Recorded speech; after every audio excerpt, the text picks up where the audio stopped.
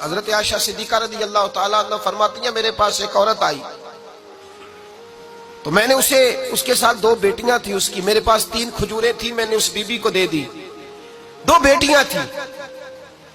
اس عورت نے کیا کیا، میں دیکھ رہی تھی، ماں تھی نا اور بیٹیوں کی ماں تھی، اس نے پہلے ایک ایک کھجور دونوں بیٹیوں کے منہ میں ڈالی، اور پھر جو کھجور اس کے پاس بچ گئی میرا خیال تھا یہ کھائے گی،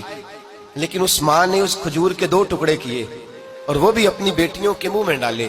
حضرت عائشہ صدیقہ فرماتی ہیں اس کا عمل اتنا حسین تھا،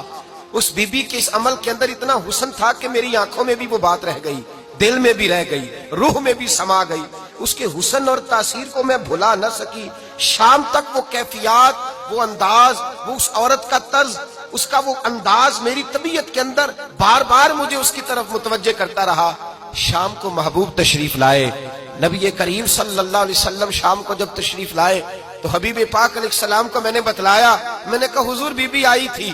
اس کا چہرہ بتا رہا تھا کہ بھوکی ہے، لگ رہا تھا کئی دنوں سے کھانا نہیں کھایا، 3 کھجوریں تھی ہی میرے پاس 3، 2 بیٹیوں کو دے دی، وہ کھا سکتی تھی، لیکن یا رسول اللہ صلی اللہ علیہ وسلم اس نے کھائی نہیں، وہ بھی کھجور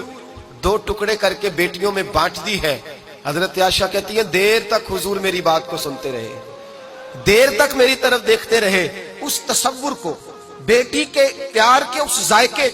دیر تک محبوب محسوس کرتے رہے، اور پھر فرمایا عائشہ جو دنیا میں بیٹیوں کی وجہ سے آزمایا جائے گا، جب قیامت کا دن آئے گا تو رب اس سے حساب نہیں لے گا، بے حساب ہی جنت میں داخل فرما دے گا۔ اللہ پھر اس سے حساب نہیں لے گا جو بیٹی کے سبب سے آزمایا جائے۔ یعنی حضور نے باپ کو کہا کہ بیٹی کو مصیبت نہ سمجھنا، اگر کبھی اس کے میکے سے جھگڑے کا پیغام بھی آ جائے،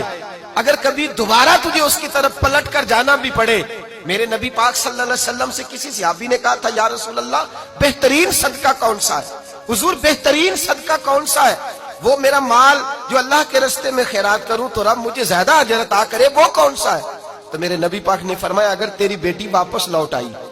طلاق کی وجہ سے یا بیوہ ہو کر واپس آ گئی، اور تجھے اس لوٹنے والی بیٹی پر کچھ خرچ کرنا پڑا، تو تیرے رسول کا وعدہ یہ ہے کہ اللہ تجھے اس روپے پر سب سے زیادہ اجر عطا فرمائے گا، اس پیسے پر اللہ تجھے سب سے زیادہ۔ انہیں بوجھ نہ جاننا، ان کی آزمائشوں پہ پریشان نہ ہونا۔ گھر کبھی بیٹی کا پیغام آ جائے کہ اس کو پھر سے یہ تکلیف ہوئی ہے، باپ سمجھنے لگا تھا کہ میں تو فارغ ہو گیا، نکاح کر کے میں فارغ ہو گیا، پھر اگر کبھی اسے پیغام آئے تو میرے مصطفیٰ کریم نے فرمایا وہ پریشان نہ ہو، وہ دکھی نہ ہو، بلکہ جو بیٹی کی وجہ سے آزمایا جائے گا اس سے تو حساب ہی نہیں لیا جائے گا، اللہ بغیر حساب ہی جنت عطا فرما دے گا۔